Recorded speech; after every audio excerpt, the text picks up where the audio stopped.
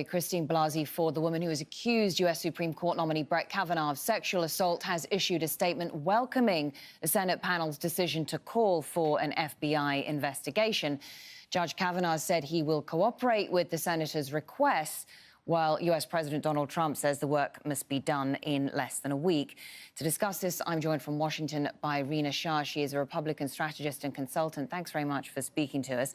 And so the White House now has sanctioned this FBI investigation. But just remind us of the purpose and the scope of a background probe into these allegations. Yeah, Miriam, this is interesting because we know that this is not uncommon. In the days of Anita Hill and Clarence Thomas, the FBI took 3 days to investigate, and now it's looking like they want to do it in about a week's time. Senator Jeff Flake of Arizona particularly asking for that to be done in an expedited manner. This investigation will really go deeper and investigate these 3 claims stacked against Judge Kavanaugh. They are far-reaching. They're back to his high school and his collegiate years. In Maryland, the state in which many of these women are alleging that the assaults occurred, there is no statute of limitations on when charges can be brought forth against an individual. So Dr. Ford actually could ask the FBI to investigate this in a criminal way. But that isn't the purpose of this investigation now, is it? This is going to, it's more of an additional background check into Brett Kavanaugh.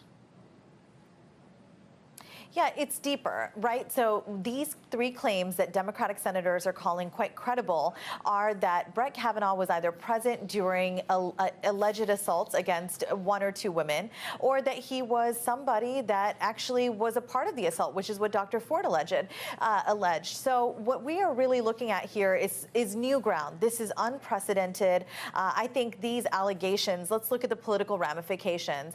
Justice on the Supreme Court to have these charges stacked against him would just, I think, really boggle most Americans' minds. Republicans are feeling like he is the victim of mistaken identity, however. So that is the card that they are playing right now. We're hearing that from a lot of Republican senators. This is new ground. There's no template for this, and let's just see what happens this week. It's going to really be quite interesting how the FBI chooses to handle this investigation. We've been hearing from legal representative for Christine Blasey Ford, who has said that of course, they welcome this investigation, but they also say that no scope or artificial time limits should be imposed. We know that the FBI has a very narrow timeline for this probe. Really, how much is it possible to establish in a week? I would be surprised if they're able to establish much, if anything. Here's the problem with this, is that these alleged assaults took place many years ago. Republicans are going to, either, number one, just say that he was really young, he was a guy in the wrong room at the wrong time, or the mistaken identity. Number 2, look, this is really anyone's guess as to see what the FBI comes back with. Are they going to have witnesses that say, yes, we saw Brett Kavanaugh be a part of these things. He was where they say he was.